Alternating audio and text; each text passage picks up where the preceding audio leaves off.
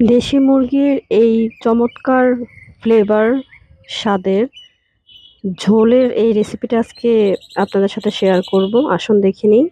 আমি এখানে half cup তেলের মধ্যে ১ কাপ পরিমাণ পেঁয়াজ বাটা আর ১ টেবিল চামচ করে আদা রসুন বাটা, গরম মসলা দিয়ে দিলাম, এলাচি, দারচিনি, তেজপাতা, ১ চা চামচ হলুদ গুঁড়া, ১.৫ চা চামচ মরিচ গুঁড়া আর জিরা, গরম মসলা দিয়েছি ১/২ চা চামচ করে।